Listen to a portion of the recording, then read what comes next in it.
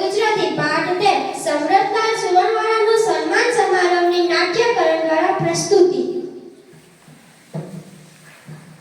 હું સન્માન સમારોહનો પ્રમુખ બાબુલાલ. હું મંત્રી ફુલાભાઈ ફણસીવાળા. હું કોથમીરવાળા કળશીભાઈ. હું ડુંગળીવાળા ડાહિયાભાઈ.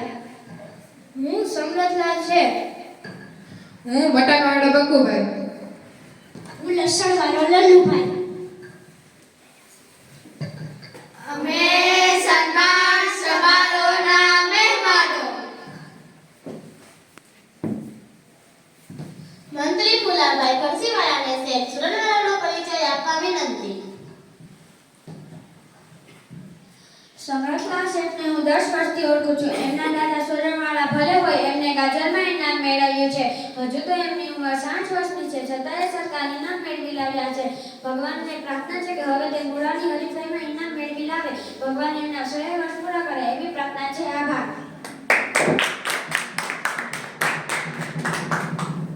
લસણવાળા લલ્લુભાઈને સમરથ શેઠને અભિનંદન આપવા વિનંતી. ભાઈઓ, સમરથલાલ સુરણવાળાની આપણી શાક માર્કેટની શોભા છે. શાક સુંદર અને ખુશબુદાર બનાવવા હોય તો લસણ વિના ચાલે નહીં. લસણ વિના ચાલે નહીં. એમ જ શાક માર્કેટ પણ સુવાસિત કરવામાં છે સમરથલાલ સુરણવાળાનો ફાળો છે. હું પ્રભુજી પ્રાર્થના કરીશ કે સુરણવાળા છેડની શ્વાસ લસણની જેમ ચારે ઓર ફેલાઈ જાય. આભાર.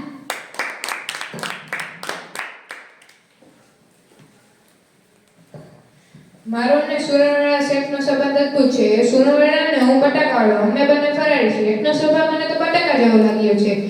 એ મોટા વેપારીથી માંડીને નાના રેકડીવાળા સાથે, પોલીસ જમાદારથી માંડીને ફોજદાર સાથે, અરે પ્રધાનથી માંડીને પટ્ટાવાળા સાથે તરત મિક્સ થઈ જાય. બટાકો જે એમાં ડુંગળી સાથે, લસણ સાથે, દૂધી અને કારેલા સાથે મિક્સ થઈ જાય.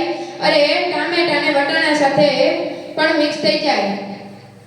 તેમ આપણા સુરણવાળા શેઠ પણ બટાકાની માફક મળતાવડા છે. બીજું મારે કહેવાનું કે જેમ બધા શાકોમાં બટાકો બધાનો માનીતો છે.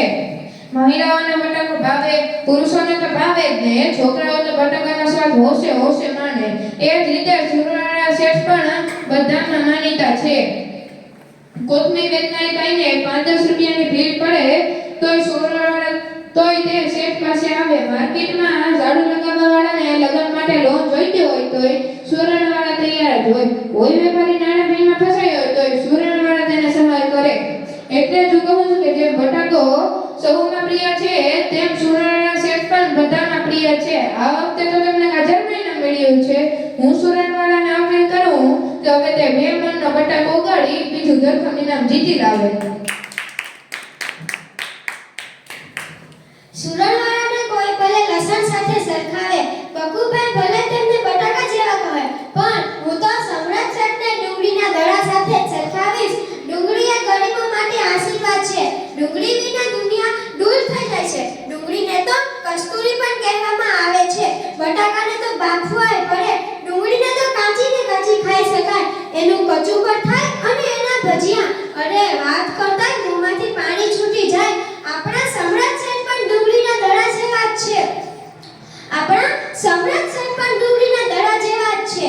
ડુંગળી જેમ ગરીબોના ઘરે પણ જાય અને શેઠિયાના ઘરે પણ જાય, તેમ આપણા સમરથ શેઠ પણ ગરીબોની ઝૂંપડીએ પણ જાય અને મિલ માલિકોના બંગલે પણ જાય છે. એમને કશી વાતનું અભિમાન નથી. એ તો બસ ડુંગળી જેમ અનેક ઉપયોગમાં આવે તેવા પરોપકારી છે. રેલ રાહતનું કામ હોય તો એ પહેલા અને રામ રોટલા આપવામાં આવે તો પણ એ મોખરે.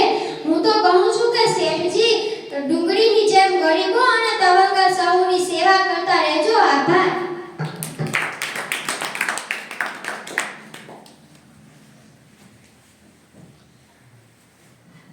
સાહેબ, મને 2 મિનિટ બોલવાની રજા આપો. હા, બોલો ને. શાકભાજીવાળા વેજીટેબલ ભાઈ વેપારીઓ શેઠ સમરતલાલ વેજીટેબલના વેપારી છે. હું તો નોન વેજીટેબલ છું, કારણ શાક વેચતો નથી, પણ આદુ મરચાં અને કોથમીર વેચવાનો ધંધો કરું છું. જુદા જુદા વેપારીઓ તેમને બટાકા કે ડુંગળી જેવા કહ્યા, પણ હું તો તેમને બટાકા કે ડુંગળી કે કોઈ પણ શાક દાળ કઢી બધા કોથમીર વિના કેવા ફિક્કા લાગે છે. કોથમીર ના વાપરે તે અકલના કોથમીર કહેવાય છે. શાક બધા સારા, પણ મસાલો હોય તો જ શાક સ્વાદિષ્ટ બને છે. હું તો સુરણલાલ શેઠને કોથમીર જેવા કહું છું. હું એ ભલે 60 વર્ષના થયા, પણ લીલી કોથમીરની જેમ તે હંમેશા તાજા ને તાજા દેખાય છે. અને કોઈ પણ કામ કરવા બધા ભલે ભેગા થાય, શેઠ ના હોય તો કામ ફીકું પડી જાય. શેઠ કામ હાથ પર લે એટલે કામમાં મગમગાટ આવે. બસ મારે તો એટલું જ કહેવાનું છે. શેઠ હંમેશા લીલી કોથમીરની જેવા રહે એવી ઈશ્વરને પ્રાર્થના કરું છું.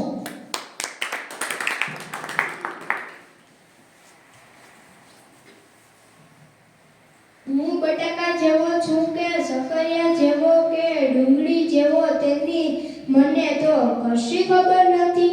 મારા ઘરમાંથી તો મને મરચા જેવો કહે છે. હું તો સાદો ચાકનો વેપારી છું. સુરતવાળા મારા દાદા હતા. હું પોતે ગાજરવાળો છું. મારા જમાઈ જમરૂખના વેપારી છે. શાળા ને ચકરિયા વેપાર છે. અમારા આખા કુટુંબને તમે વેજીટેબલ ફેમિલી કહી શકો.